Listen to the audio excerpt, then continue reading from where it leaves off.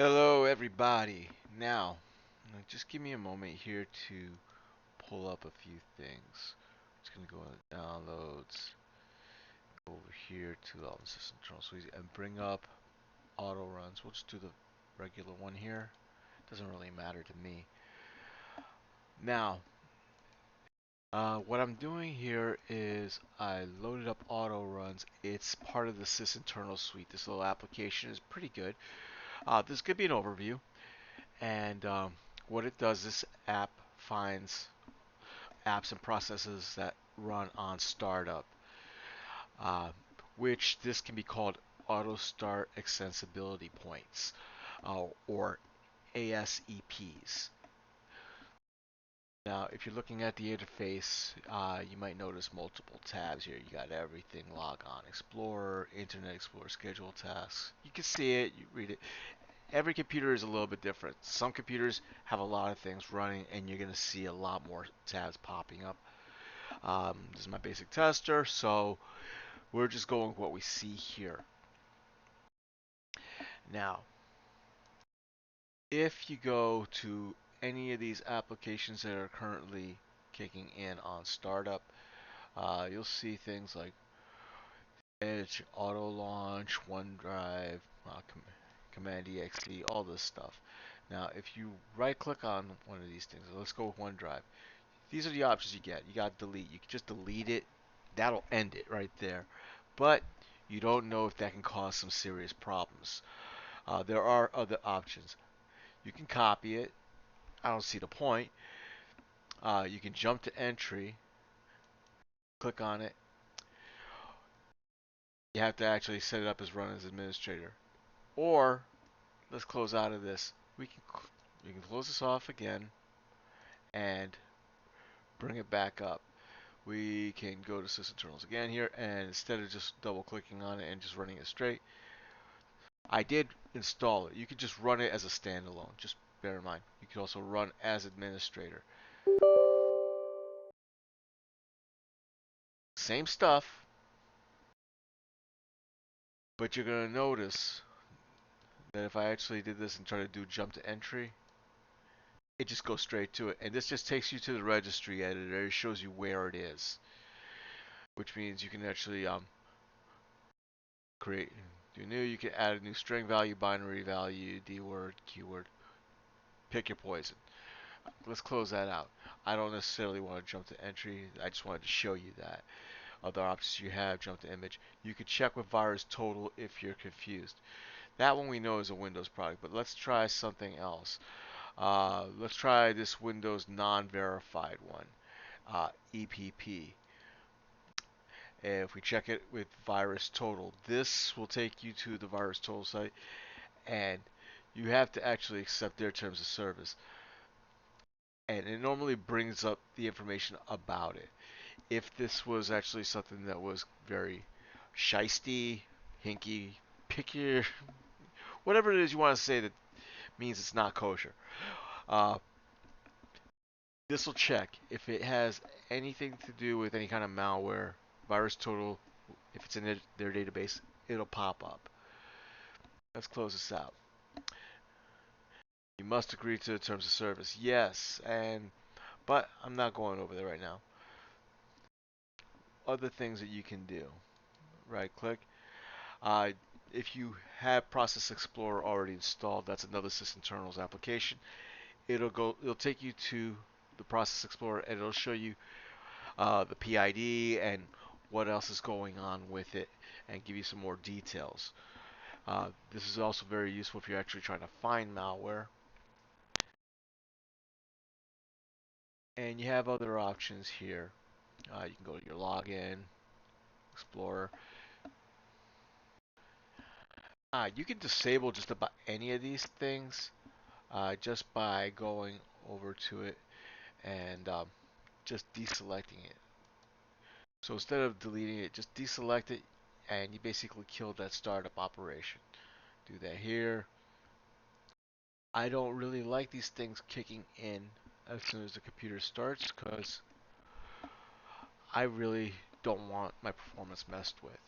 One of the things that, if you notice in something like task manager. Some of these things are here. And bear in mind, even though I deselected it here, these things are still running. But when I restart it, these shouldn't show up. If I want to actually go through a few other things here, I can just pick all the stuff that says OneDrive, 1, 2, 3.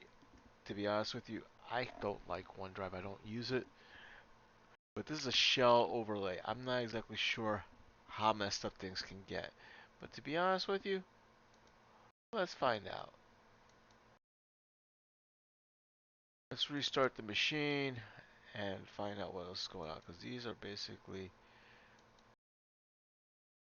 things that are going to show up in the registry. And I normally don't mess with the reg editor, but this is a different way of doing things.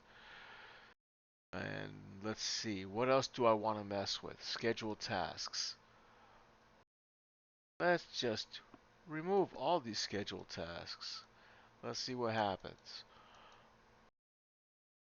Most of these are for Windows updates, Edge updates, OneDrive updates, and reporting and standalone. For things that I'm not using, I really don't like them actually reporting to Microsoft or to anybody else without my permission. So, with this, let's turn this off, and we're going to do a restart.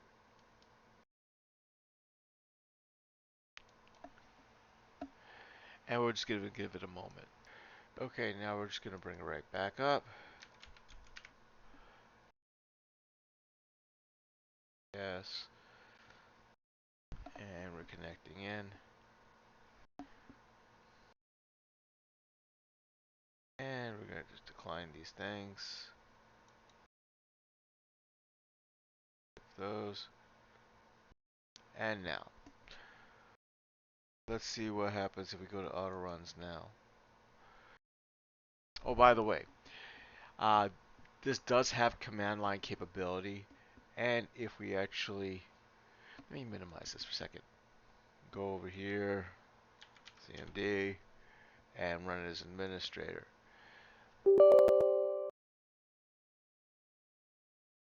We can type Autoruns.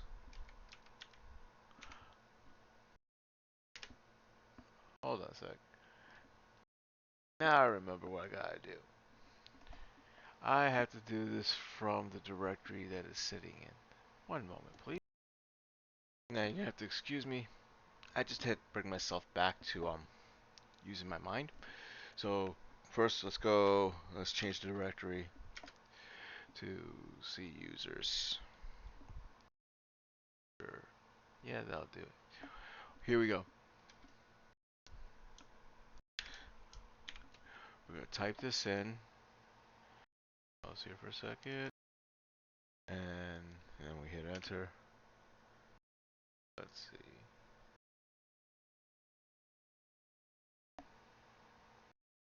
Very important to remember to spell things correctly. So now we're in the directory that we want to be in. So if we wanted to do autoruns from here, set that in here.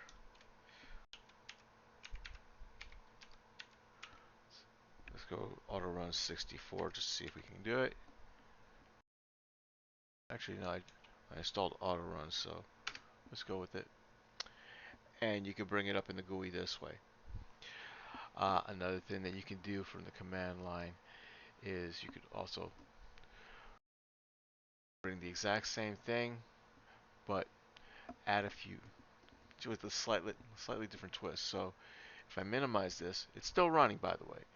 But if I bring up the same thing and I add a little bit to it, like dash nobanner,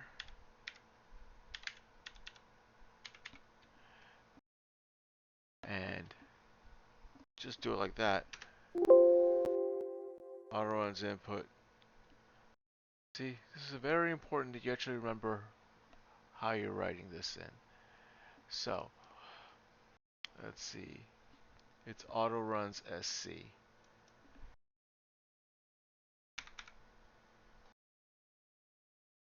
autorunsc dash nobanner.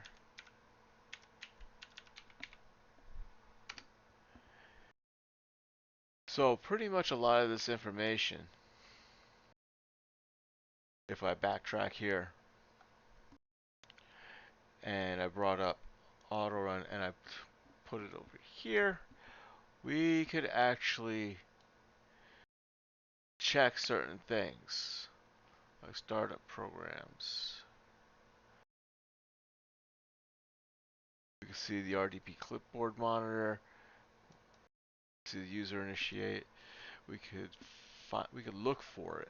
Quite honestly, I don't think this actually follows the same script. I don't think everything that's going to show up under everything, it's probably going to be broken down under these things. But the short version is, it is giving you data. This is just a lot more confusing for me. But you could also change it in order to be able to do other things. So if we try doing,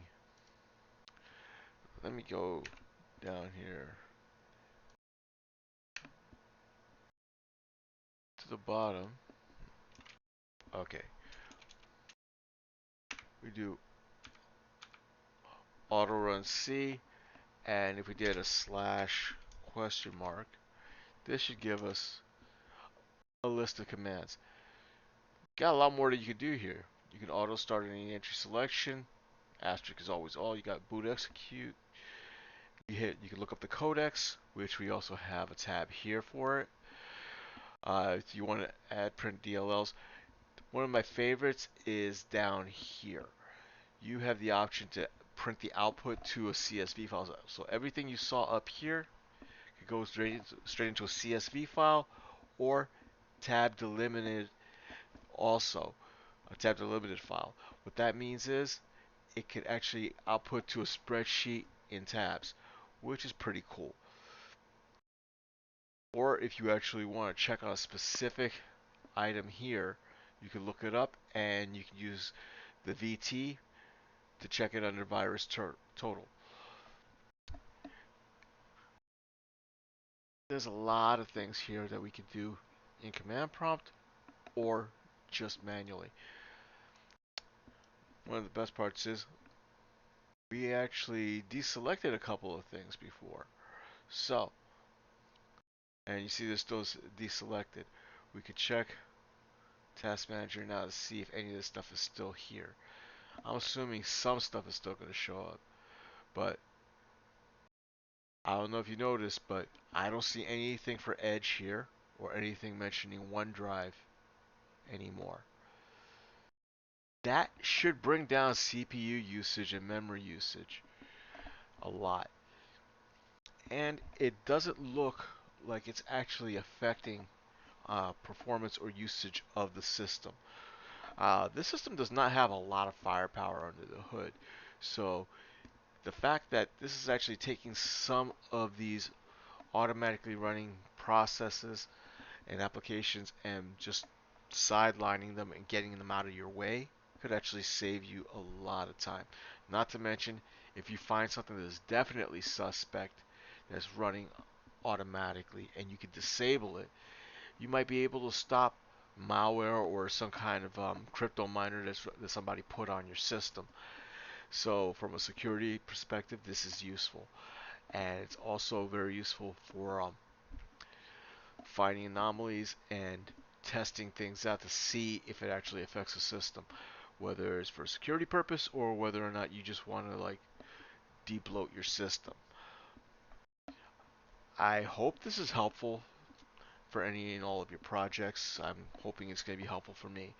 I am going to be going through some of the other SysInternals applications, and I'll probably be combining that with usage with this application Autoruns.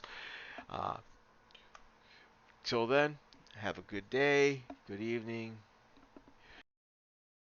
and may the best of your todays be the worst of your tomorrows. So you have a great night. Bye.